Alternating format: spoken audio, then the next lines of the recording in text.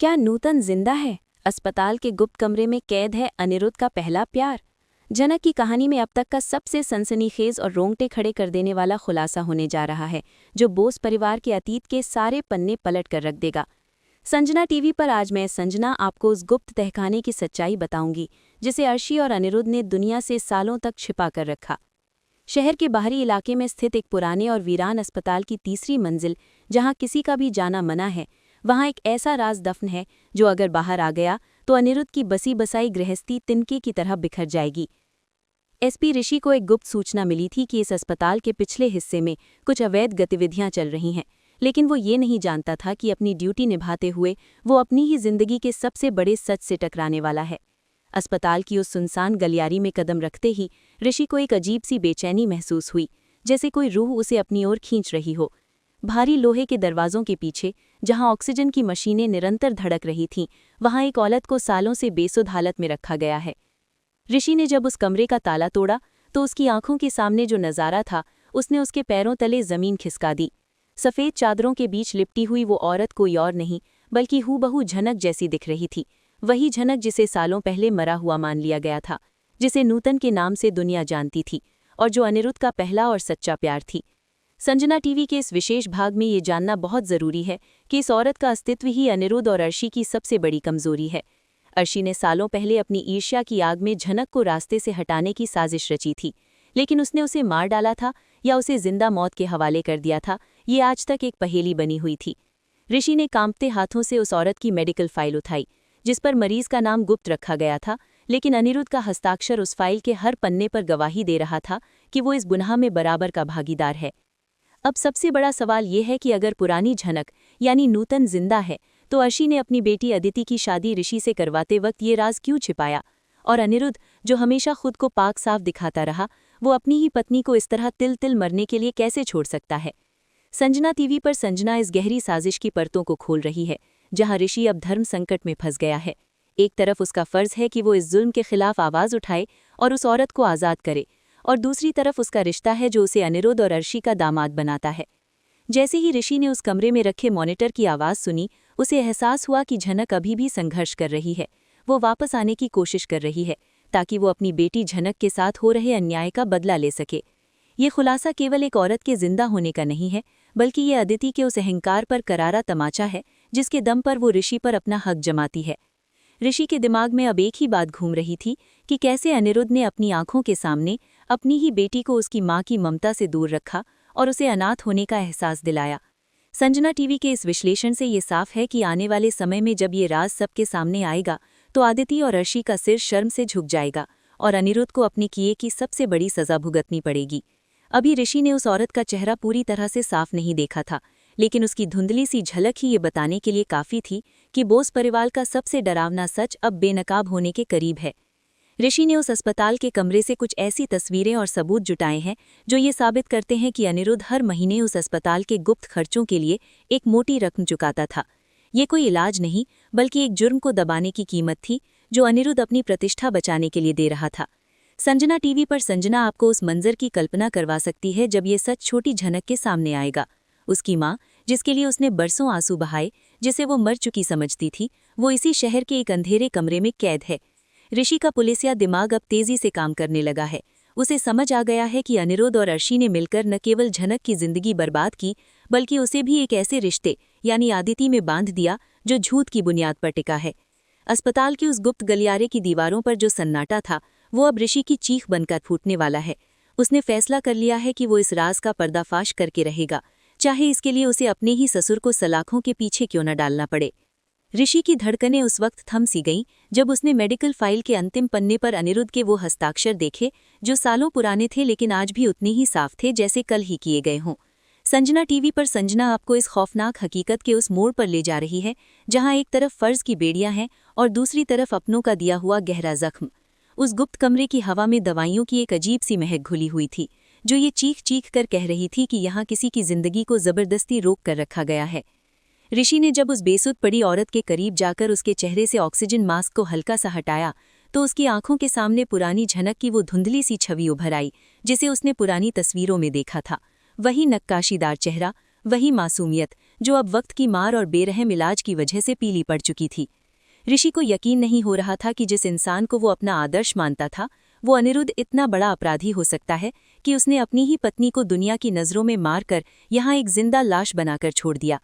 Sanjana TV के इस विश्लेषण से ये बात साफ हो रही है कि अर्शी की नफरत ने केवल झनक को ही नहीं बल्कि अनिरुद्ध की इंसानियत को भी निगल लिया था। ऋषि ने अपनी जेब से मोबाइल निकाला और उन तमाम सबूतों की तस्वीरें लेनी शुरू कर दी, क्योंकि वो जानता था कि अस्पताल से बाहर निकलते ही उसे उन भेड़ियों का सामना करना पड़ेगा जो अपनी सत्ता और साख बचाने के लिए किसी भी हद तक जा सकते हैं। ऋषि के दिमाग में अपनी पूर्व पत्नी यानी छोटी झनक का रोता हुआ चेहरा घूमने लगा, जिसे हमेशा इस समाज ने अनाथ कहकर ताने दिए, जिसकी माँ को चरित्रहीन कहकर पुकारा गया, जबकि असलियत तो ये थी कि उसकी माँ को उसी के पिता ने एक पिंजरे में कैद कर रखा था। संजना टीवी पर संजना आपको बता रही है कि ऋषि के भीतर अब एक ज्वालामुखी धधक रहा है। वो अब केवल एक दामाद नहीं बल्कि उस पीड़ित औरत का मसीहा बनकर इस सच को उजागर करने की शपथ ले चुका है। अचानक अस्पताल के गलियारे में भारी जूतों की आवाज सुनाई दी, जिससे ऋषि सतर्क हो गया। उसे एहसास हुआ कि अर्शी ने शायद अपने जासूसों को यहाँ तैनात कर रखा है ताकि कोई भी इस गुप्त कमरे तक न पहुंच सके। ऋषि ने तुरंत खुद को एक अंधेरे कोने में छिपा लिया और देखा कि 2 गार्ड्स उस कमरे की ओर बढ़ रहे थे। उनके हाथों में जो इंजेक्शन थे वो ये बताने के लिए काफ़ी थे कि झनक को होश में आने से रोकने के लिए उसे लगातार नशीली दवाइयां दी जा रही हैं। संजना टीवी के इस भाग में सस्पेंस और भी गहरा हो जाता है जब ऋषि ये सुनता है कि वे गार्ड्स आपस में बात कर रहे हैं कि साहब का फ़ोन आया है और इस औरत की हालत बिगड़ने पर इसे कहीं और शिफ्ट करना होगा। साहब का मतलब साफ था अनिरुद्ध। अनिरुद्ध को शायद आभास हो गया है कि कानून के हाथ उसके गिरेबान तक पहुंच रहे हैं। ऋषि के पास वक्त बहुत कम था, उसे इस अस्पताल से सही सलामत निकलना था ताकि वो इन सबूतों का इस्तेमाल कर सके। लेकिन जैसे ही वो पिछले दरवाजे की ओर बढ़ा, उसे अनिरुद्ध की गाड़ी अस्पताल के गेट पर रुकती हुई दिखाई दी। अनिरुद्ध के चेहरे पर वो घबराहट और पसीना था जो एक अपराधी के पकड़े जाने के डर को साफ बयां कर रहा था। संजना टीवी पर संजना आपको आगाह कर रही है कि ये टकराव अब केवल परिवार का झगड़ा नहीं रहा, बल्कि ये एक ईमानदार पुलिस अफसर और एक रसूखदार अपराधी के बीच की सीधी जंग बन गया है। ऋषि ने अपनी रिवॉल्वर कसकर पकड़ ली, क्योंकि उसे पता था कि अगर अनिरुद्ध ने उसे यहाँ देख लिया तो बात खून खराबे तक पहुंच सकती है। आदिति, जो घर पर ऋषि का इंतजार कर रही थी, उसे इस बात का रत्ती भर भी अंदाजा नहीं था कि उसके पिता का काला साम्राज्य अब ढहने वाला है। अस्पताल की उस घुटन भरी रात में ऋषि ने एक ऐसा राज अपने हाथ में ले लिया था जो न केवल अनिरुद्ध और अर्शी को जेल पहुंचा सकता था, बल्कि छोटी झनक को उसकी खोई हुई पहचान और मां वापस दिला सकता था।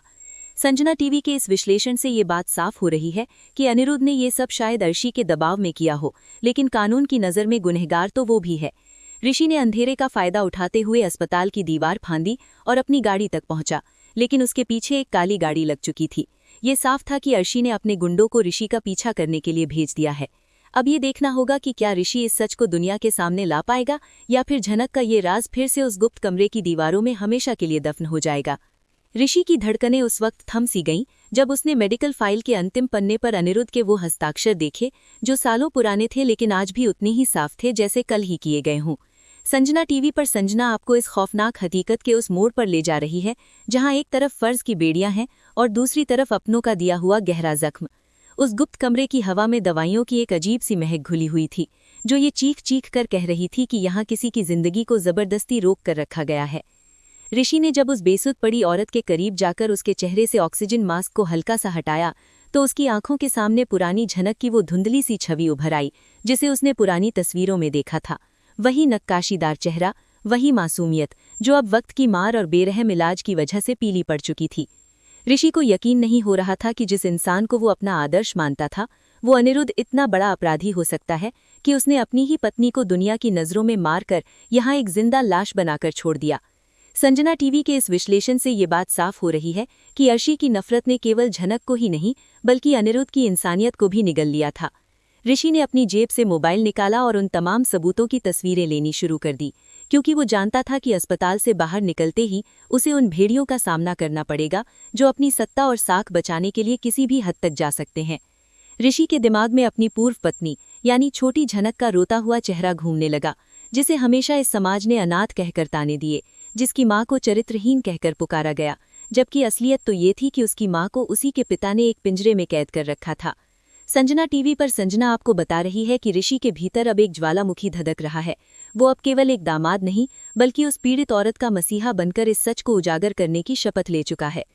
अचानक अस्पताल के गलियारे में भारी जूतों की आवाज सुनाई दी, जिससे ऋषि सतर्क हो गया। उसे एहसास हुआ कि अर्शी ने शायद अपने जासूसों को यहाँ तैनात कर रखा है ताकि कोई भी इस गुप्त कमरे तक न पहुंच सके। ऋषि ने तुरंत खुद को एक अंधेरे कोने में छिपा लिया और देखा कि 2 गार्ड्स उस कमरे की ओर बढ़ रहे थे। उनके हाथों में जो इंजेक्शन थे वो ये बताने के लिए काफी थे कि झनक को होश में आने से रोकने के लिए उसे लगातार नशीली दवाइयां दी जा रही हैं। संजना टीवी के इस भाग में सस्पेंस और भी गहरा हो जाता है जब ऋषि ये सुनता है कि वे गार्ड्स आपस में बात कर रहे हैं कि साहब का फोन आया है और इस औरत की हालत बिगड़ने पर इसे कहीं और शिफ्ट करना होगा। साहब का मतलब साफ था अनिरुद्ध। अनिरुद्ध को शायद आभास हो गया है कि कानून के हाथ उसके गिरेबान तक पहुंच रहे हैं। ऋषि के पास वक्त बहुत कम था। उसे इस अस्पताल से सही सलामत निकलना था ताकि वो इन सबूतों का इस्तेमाल कर सके। लेकिन जैसे ही वो पिछले दरवाजे की ओर बढ़ा, उसे अनिरुद्ध की गाड़ी अस्पताल के गेट पर रुकती हुई दिखाई दी। अनिरुद्ध के चेहरे पर वो घबराहट और पसीना था जो एक अपराधी के पकड़े जाने के डर को साफ बयां कर रहा था। संजना टीवी पर संजना आपको आगाह कर रही है कि ये टकराव अब केवल परिवार का झगड़ा नहीं रहा, बल्कि ये एक ईमानदार पुलिस अफसर और एक रसूखदार अपराधी के बीच की सीधी जंग बन गया है। ऋषि ने अपनी रिवॉल्वर कसकर पकड़ ली क्योंकि उसे पता था कि अगर अनिरुद्ध ने उसे यहाँ देख लिया तो बात खून खराबे तक पहुंच सकती है।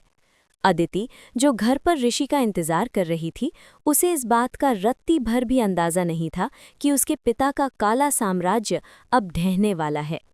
अस्पताल की उस घुटन भरी रात में ऋषि ने एक ऐसा राज अपने हाथ में ले लिया था जो न केवल अनिरुद्ध और अर्शी को जेल पहुंचा सकता था, बल्कि छोटी झनक को उसकी खोई हुई पहचान और मां वापस दिला सकता था। संजना टीवी के इस विश्लेषण से ये भी पता चलता है कि अनिरुद्ध ने ये सब शायद अर्शी के दबाव में किया हो, लेकिन कानून की नज़र में गुनहगार तो वो खुद भी है। ऋषि ने अंधेरे का फायदा उठाते हुए अस्पताल की दीवार फांदी और अपनी गाड़ी तक पहुंचा, लेकिन उसके पीछे एक काली गाड़ी लग चुकी थी। ये साफ था कि अर्शी ने अपने गुंडों को ऋषि का पीछा करने के लिए भेज दिया है।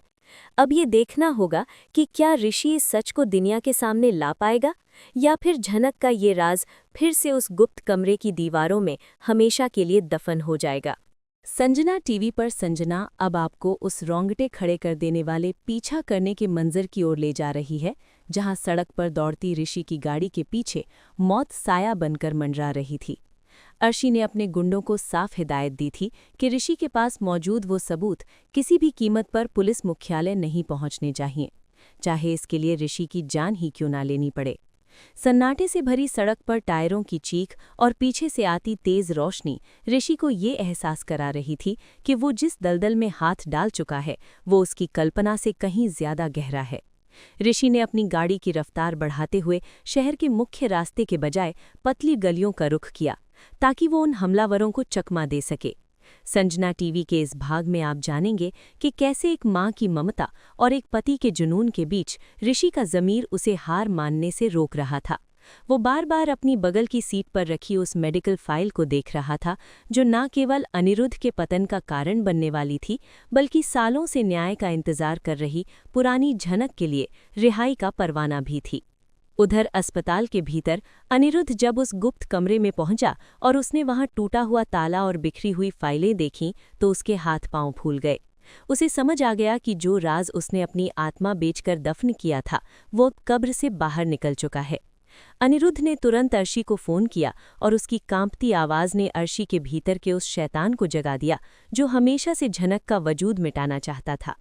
अर्शी ने फोन पर ही अनिरुद्ध को लताड़ते हुए कहा कि अगर आज ऋषि को नहीं रोका गया तो वे दोनों सलाखों के पीछे होंगे और उनकी बेटी अदिति का घर उजड़ जाएगा। संजना टीवी पर संजना इस मनोवैज्ञानिक खेल को उजागर कर रही है जहां अपनी बेटी के सुख के नाम पर अर्शी एक और कत्ल की साजिश रचने से भी पीछे नहीं हट रही थी। अनिरुद्ध उस बेसुध पड़ी झनक के पास खड़ा था जिसे उसने बरसों से एक कैद में रखा था। उसने उस मासूम चेहरे की तरफ देखा और उसे एक पल के लिए अपनी कायरता पर घिन आई, लेकिन अर्शी की नफरत भरी बातों ने उसकी ज़मीर पर फिर से पत्थर रख दिया। सड़क पर ऋषि की गाड़ी और हमलावरों के बीच की दूरी कम होती जा रही थी। अचानक एक मोड़ पर ऋषि ने अपनी गाड़ी का हैंड ब्रेक खींचकर उसे तेजी से घुमाया और हमलावरों की गाड़ी एक दीवार से जा टकराई। संजना टीवी पर संजना आपको बता रही है कि ऋषि ने इस मौके का फायदा उठाकर तुरंत शहर के एक सुरक्षित ठिकाने की ओर रुख किया, लेकिन उसने पुलिस स्टेशन जाने के बजाय अपनी पूर्व पत्नी यानी छोटी झनक के घर जाने का फैसला किया। उसे लगा कि ये सच सबसे पहले उसे ही पता होना चाहिए, जिसे पूरी दुनिया ने उसकी माँ के नाम पर कोसा था। झनक उस वक्त अपने कमरे में अपनी माँ की एक पुरानी धुंधली तस्वीर लेकर बैठी थी। उसे क्या पता था कि जिस माँ के लिए वो हर रोज तड़पती है, वो आज भी इसी शहर में सांसें ले रही है। ऋषि जब लहूलुहान हालत में झनक के दरवाजे पर पहुंचा तो झनक के पैरों तले जमीन खिसक गई। ऋषि के हाथ में वो फाइल थी और उसकी आंखों में एक अजीब सा पश्चाताप था। संजना टीवी के इस विश्लेषण में ये पल सबसे ज्यादा भावुक है जब ऋषि ने बिना कोई भूमिका बनाए झनक के सामने वो सच उगल दिया जिसने झनक की दुनिया ही बदल दी। ऋषि ने बताया कि उसकी मां मरी नहीं है, बल्कि उसे एक साजिश के तहत अस्पताल के अंधेरे कमरे में कैद रखा गया है, और इस जुर्म के पीछे कोई और नहीं बल्कि उसके अपने पिता अनिरुद्ध और अर्शी हैं। झनक की आंखों से आंसू थमने का नाम नहीं ले रहे थे। उसका गुस्सा और उसका दुख एक साथ फूट पड़ा। उसे यकीन नहीं हो रहा था कि जिस पिता ने उसे हमेशा ठुकराया, वो इतना गिर सकता है कि अपनी पत्नी के साथ ऐसी दरिंदगी करे। संजना टीवी पर संजना आपको उस मंजर की दास्तां सुना रही है जहां अब झनक ने फैसला कर लिया है कि वो अब और चुप नहीं रहेगी। वो ऋषि के साथ मिलकर उस अस्पताल पर धावा बोलेगी और अपनी मां को उस नरक से बाहर निकालेगी, चाहे इसके लिए उसे पूरे समाज से क्यों न लड़ना पड़े। लेकिन कहानी में एक और बड़ा मोड़ तब आता है जब अदिति को ऋषि की लोकेशन का पता चल जाता है। अदिति, जो अब तक अपनी माँ और पिता के इस काले सच से अनजान थी, उसे लगा कि ऋषि फिर से झनक के करीब जा रहा है। वो अपनी माँ अर्शी की बातों में आकर झनक के घर पहुंच जाती है, जहां उसे वो सच सुनाई देता है जो उसके पूरे वजूद को हिला देता है। संजना टीवी पर संजना आपको आगाह कर रही है कि अब ये जंग दो बहनों के बीच नहीं बल्कि सच और झूठ के बीच की वो निर्णायक लड़ाई बन चुकी है, जहां एक बेटी अपने पिता को बचाना चाहती है और दूसरी अपनी मां को इंसाफ दिलाना चाहती है। अस्पताल में पड़ी नूतन यानी पुरानी झनक की उंगलियों में उस रात एक हल्की सी हलचल हुई, जैसे उसे एहसास हो गया हो कि उसकी बेटी उसे लेने आ रही है। झनक के घर की दहलीज पर खड़ी अदिति के पैरों तले जमीन उस वक्त खिसक गई जब उसने अपने पति ऋषि को अपनी सबसे बड़ी दुश्मन झनक की बाहों में लहूलुहान हालत में देखा। संजना टीवी पर संजना आपको उस कड़वाहट भरे मंजर की दास्तां सुना रही है जहां रिश्तों की मर्यादा और नफरत की आग एक साथ जल रही थी। अदिति का चेहरा गुस्से से लाल था। उसे लगा कि ऋषि फिर से झनक के प्रेम जाल में फंस गया है, लेकिन जैसे ही उसके कानों में उस मेडिकल फाइल के पन्नों से निकलती सच्चाई पड़ी, उसका सारा अहंकार एक पल में मिट्टी में मिल गया। ऋषि ने जब गरजते हुए अदिति को बताया कि उसके पिता अनिरुद्ध और उसकी मां अर्शी ने मिलकर एक बेगुनाह औरत को, जो उसकी अपनी बहन की मां है, सालों से एक नरक में कैद रखा हुआ है, तो अदिति की जबान को लकवा मार गया। संजना टीवी के इस विश्लेषण में ये पल सबसे ज्यादा महत्वपूर्ण है जब यहाँ से अदिति के चरित्र में एक बड़ा बदलाव आने वाला है। एक तरफ उसका वो परिवार था जिसने उसे दुनिया की हर खुशी दी, और दूसरी तरफ वो भयानक सच था जिसने उसके माता पिता को समाज की नज़रों में अपराधी बना दिया था। झनक ने अपनी आंखों के आंसू पोंछते हुए अदिति की तरफ देखा, लेकिन उसकी आंखों में अब दया नहीं बल्कि एक धधकती हुई ज्वाला थी।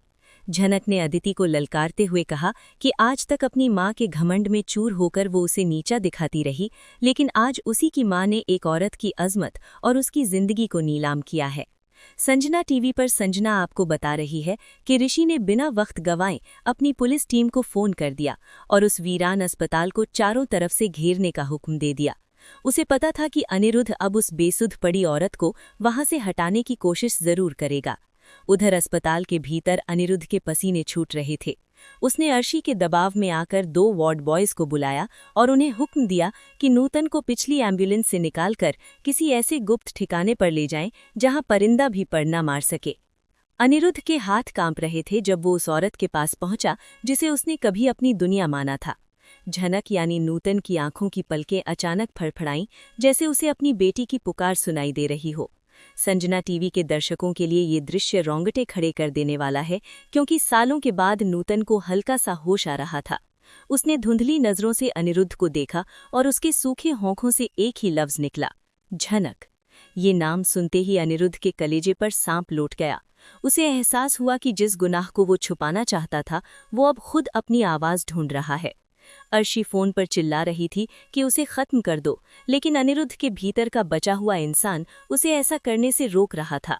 संजना टीवी पर संजना इस मनोवैज्ञानिक कश्मकश को बयां कर रही है, जहां एक तरफ कायरता थी और दूसरी तरफ पुराना प्यार। तभी अस्पताल के बाहर सायरनों की गूंज सुनाई दी। ऋषि अपनी पूरी फोर्स और झनक के साथ अस्पताल के मुख्य द्वार पर पहुंच चुका था। अदिति भी अपनी गाड़ी में पीछे पीछे आई थी। वो अभी भी असमंजस में थी कि उसे अपने पिता को बचाना चाहिए या सच का साथ देना चाहिए। ऋषि ने अपनी रिवॉल्वर निकाली और अस्पताल के अंदर धावा बोल दिया। संजना टीवी पर संजना आपको उस रोंगटे खड़े कर देने वाले क्लाइमैक्स की ओर ले जा रही है, जहां अस्पताल की गलियारों में गोलियों की आवाज नहीं बल्कि बरसों के दबे हुए राज गूंज रहे थे। अनिरुद्ध ने जैसे ही पुलिस को आते देखा, उसने नूतन के बेड को पीछे के रास्ते से ढकेलना शुरू कर दिया, लेकिन तभी झनक की आवाज ने उसे जड़ कर दिया।